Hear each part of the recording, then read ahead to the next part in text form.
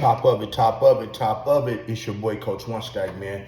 We at it, y'all. And hey, man, for those of y'all rocking with me, man, hey, give me some thumbs up. And if you ain't been rocking with me, hey, I'm glad you watching the video anyway. Can you dig what I'm saying? But hey, I hope everybody been having a blessed day. You guys been enjoying that content I've been putting out. And you know, something about me, you know, I'm really not with the clickbait. I'm really not with the lies. And if you know my story, you know, born and raised in Las Vegas, ex-law enforcement, ex-street, delivered by God 8 years ago. There are like some stories that go on around the internet that I was actually there. I was there. I experienced this shit.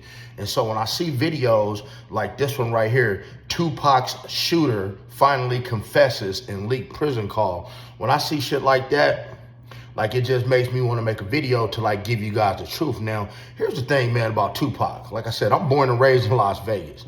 And that night, I was out fight night.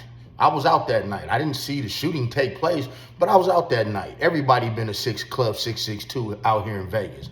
You know, Vegas was pumping when it was fight night. And you know, for those of y'all who was born after that, or you 20-some years old, or you in your early 30s, man, y'all not gonna quite remember this story. So I'm gonna break it down to you. See, you got people like Keefe D Davis sitting in jail right now saying that Puff Daddy put a hit out on Tupac Shakur, and P Diddy is the one that deleted Tupac and had him deleted. And that's not exactly true. Like, part of it is true, but some of it ain't true. Let me break it down to you. See, back in them days, you had Bad Boy and you had Death Row going at it, okay? Puffy had a bounty out on Death Row chains for $10,000. He had a bounty out on chains. That's what they used to do back in the days, was put a bounty out on your chain. And so maybe a few weeks before the Tupac incident, somebody from Death Row Records, he got his chain taken by a Southside Crip, okay? And he got beat up. So now when they're at the fight, after the fight, now if Tupac would have minded his own damn business, if he would have, you know, kept his nose where it belonged, because he wasn't no gangbanger. Everybody want to start gang banging after they get a couple dollars or hang out with a few gang members. He wasn't no gang banger. And when you see in this video when Tupac runs over to this gentleman, steals on him, kicks him, and they stomp him out, okay, this is a person who stole a Death Row chain. Now, that night, Tupac just happened to be in traffic, and when you leave up out of the MGM, it's normally one way you go. You're gonna go straight down Koval. If you're trying to get to a club, if you're trying to get off the strip, everybody's going the same way. That's just the way it is. That's just the way the strip is made up. Okay. Now, did Keefe D, did he pull the trigger? No, he didn't pull the trigger. He didn't pull the trigger. But where he messed up at is that he was in the car. And all these years later, after everyone else in the car had either been killed or passed away, his ass got caught up in a PCP. He was getting caught up in a PCP bust, okay? And instead of the FBI busting him, they did what they do to a lot of y'all snitches out there. The FBI came to him and let him know that, hey, we know you slanging PCP. We about to scoop up 30 people in your crew for a PCP ring. And just to let you know, we telling the truth, we gonna tell you X, Y, and Z. See, they present you with certain information to let you know that they know what the hell they talking about. Are you following what I'm saying? So this is where Keefe D did a proffer agreement.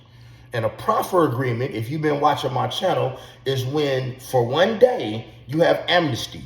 You can go in there for a proffer agreement on that day, and you can talk about 20 deletions that you did and that you got the videotape too and the murder weapon.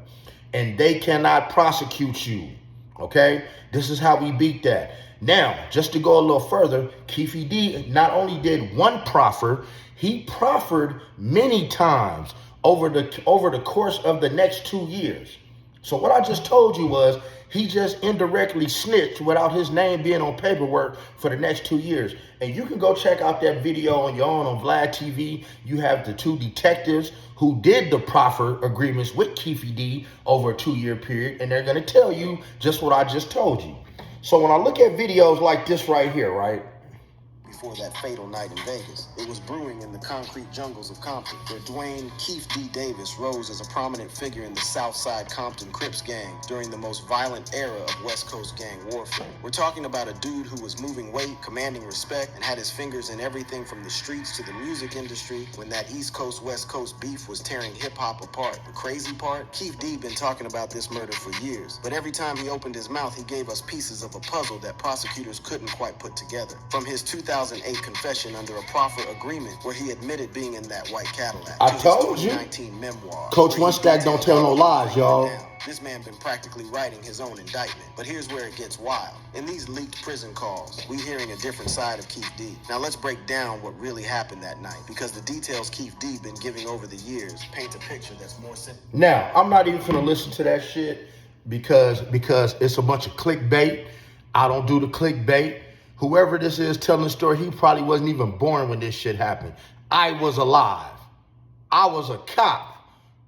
I was a cop when Tupac was murdered. I saw his body. He ain't living in Cuba. He's gone. He's out of here. He's boom. Now, here's where the story gets a little interesting, y'all. But before I get to the rest of this story, man, hey, like the video, subscribe to the channel, hit that notification bell. You dig? It don't cost you nothing. You know, I'm dropping you guys some jewels. You talking to a Las Vegas native here who was here when it happened. You dig? Who worked in law enforcement when it happened, who knew a whole lot of stuff about this stuff when it happened. So here's what happened, why they keep trying to bring Puffy's name up. You got somebody named Eric Von Zip. Eric Von Zip was a gangster. He was a gangster. He was a hustler.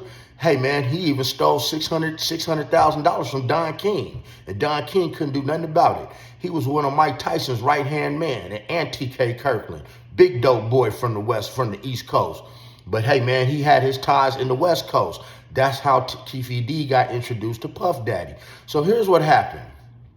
When Tupac was deleted, Puffy gave Eric Von Zip $1 million cash that he was supposed to give to Keefe D, right? Or whoever did what they did to Tupac. Because it really happened on an accident. If Tupac was not hanging outside of the car, and you guys would have to be from out here or really know the area to actually know what I'm talking about. If Tupac wasn't hanging outside of that car that night, he wouldn't have got shot that night. And they damn sure wouldn't have did it at Club 662 because there was way too many police up there. But Eric Von Zip, who's resting in peace, was given $1 million to give to Keefe D, and he took that money and he opened up a nightclub called The Zip Code. Do your history, people. Hey, man, enough said. Don't want to keep you long with the video. Like I said, I just want to give you guys some real game, some real information. I don't like this clickbait video when people keep saying, oh, well, Keefe D says that Puffy paid him to do it. That's a damn lie, okay? And this man is not leaking any jail phone calls saying who paid him to do it. That's a lie, too. So so come to my page, man. Subscribe to the channel. Get some real information, not this artificial intelligence, not this second and third hand information, but I was here that night. I was out that night. And when Tupac passed away, I was sitting in the mall because everybody was crying. That's like, well, what's everybody crying for? They said, because Tupac just passed away.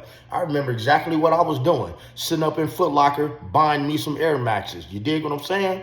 But other than that, man, like the channel, subscribe to all the content, share, and I need 100 comments below if you guys believe that Keefe D is the one that pulled the trigger. Let me get 100 comments below on that, because I know you can't think that because he wasn't the one who did it. You have to go back, as you saw in that video, and check his proffer agreements. But other than that, man, y'all have a blessed day. Be blessed, never stress, man. Finesse, rest, and dress. And hey, stay the fuck up out of trouble.